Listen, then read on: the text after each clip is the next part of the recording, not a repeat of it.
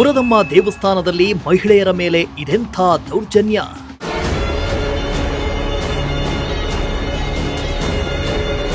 ದೇವಸ್ಥಾನಕ್ಕೆ ಬರುವ ಮಹಿಳೆಯರಿಗೆ ಸುರಕ್ಷತೆನೇ ಇಲ್ಲವಾ?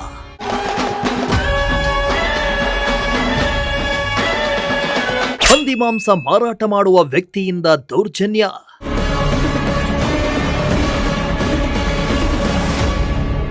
ಎಸ್, ದೇವಸ್ಥಾನ ಅಂದ್ರೆ ಭಕ್ತರನ್ನ ಕಾಪಾಡುವ ದೈವಿಕ ಜಾಗ. ದೇವಸ್ಥಾನಕ್ಕೆ ಬರುವವರು ಅಪಾರವಾದ ಭಕ್ತಿಯನ್ನ ಇಟ್ಕೊಂಡು ಬರ್ತಾರೆ. ಆದರೆ ಕೆಲವರು ದೇವಸ್ಥಾನ ಅಂತಾನು ನೋಡದೆ ಅಸಭ್ಯವಾಗಿ ವರ್ತನೆ ಮಾಡೋದು ಅಲ್ಲಲ್ಲಿ ನೋಡಿರ್ತೇವೆ. ದೇವಸ್ಥಾನ ಅಂದ್ರೆ ಎಲ್ಲರಿಗೂ ಭಯ, ಭಕ್ತಿ ಎಲ್ಲವೂ ಇರುತ್ತೆ. ಆದರೆ ಕೆಲವರಿಗೆ ದೇವರ ಮೇಲೂ ಒಂದಿಷ್ಟು ಕೂಡ ಭಯ ಇಲ್ಲದೆ ಅನಾಚಾರಗಳನ್ನು ಮಾಡ್ತಾರೆ.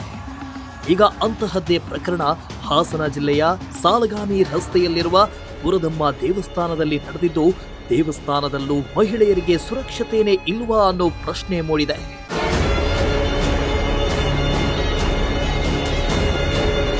ಹೌದು, ಹಾಸನ ಜಿಲ್ಲೆ ಸಾಲಗಾಮಿ ರಸ್ತೆಯಲ್ಲಿ ಪುರದಮ್ಮ ದೇವಸ್ಥಾನದಲ್ಲಿ ಮಹಿಳೆಯ ಮೇಲೆ ದೌರ್ಜನ್ಯ ಎಸಗಿರೋ ಪ್ರಕರಣ ಬೆಳಕಿಗೆ ಬಂದಿದೆ. ಪುರದಮ್ಮ ದೇವಸ್ಥಾನ ಒಂದು ಪುರಾತನವಾದ ದೇವಾಲಯವಾಗಿದ್ದು, ನಿತ್ಯ ನೂರಾರು ಮಂದಿ ಭಕ್ತರು ಈ ದೇವಸ್ಥಾನಕ್ಕೆ ಬರ್ತಾರೆ.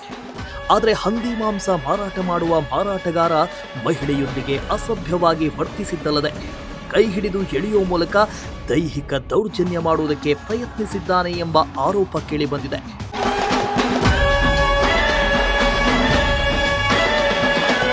ಹಾಸನ ಮೂಲದ ಸುನಿಲ್ ಎಂಬುವವರು ತನ್ನ ಹೆಂಡತಿ, ಮಗು ಹಾಗೂ ತನ್ನ ತಾಯಿ ಜೊತೆ ನಿನ್ನೆ ಪುರದಮ್ಮ ದೇವಿ ದೇವಸ್ಥಾನಕ್ಕೆ ಹೋಗಿದ್ದ ವೇಳೆ ಹಂದಿ ಮಾಂಸ ಮಾರಾಟ ಮಾಡೋ ಒಬ್ಬ ಹಂದಿ ಮಾಂಸ ತೆಗೆದುಕೊಳ್ಳಿ ಅಂತ ಬಲವಂತ ಮಾಡಿದ್ದಾರೆ.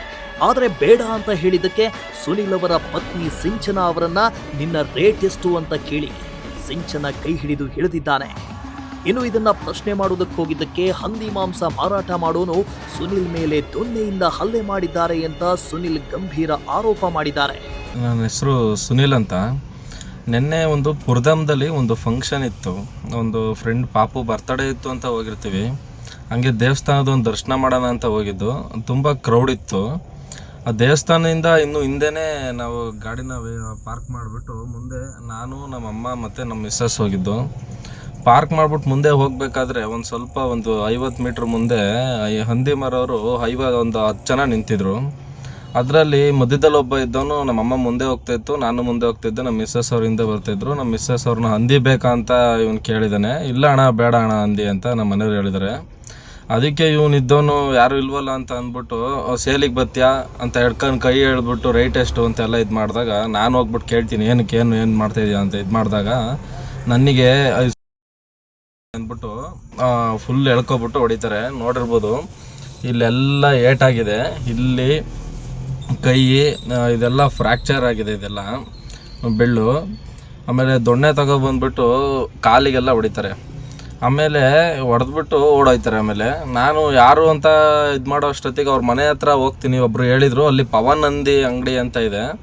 ಅವ್ರನ್ನ ನಾನು ಹೋಗ್ಬಿಟ್ಟು ವಿಚಾರಿಸಿದಾಗ ಇಲ್ಲ, ಯಾರೂ ಇಲ್ಲ ಅಂತ ಇದು ಮಾಡಿದರು. ಅಲ್ಲಿ ರೂರಲ್ ಸ್ಟೇಷನ್ ಕಂಪ್ಲೇಂಟ್ ಮಾಡಿ ಅಲ್ಲಿಂದ ನಾನು ಈಗ NR ಸರ್ಕಲ್ ಕಂಪ್ಲೇಂಟ್ ಮಾಡಿದ್ದೀನಿ, ಸರ್ಕಲ್ಗೆ. ಅವನ ಹೆಸರು ಪವನ್ ಅಂತ.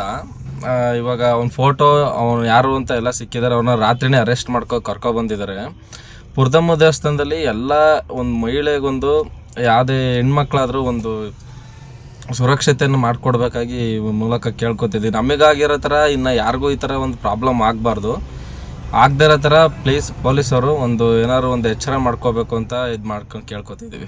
Thank you.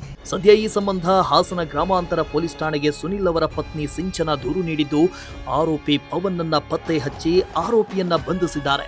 ಅಲ್ಲದೆ ಇಂದು ಪೊಲೀಸರು ತಳಮಹಜರು ಮಾಡಿ ಮುಂದಿನ ಕ್ರಮಕ್ಕೆ ಮುಂದಾಗಿದ್ದಾರೆ. Nasir MD, Prajashakti TV, Hassan.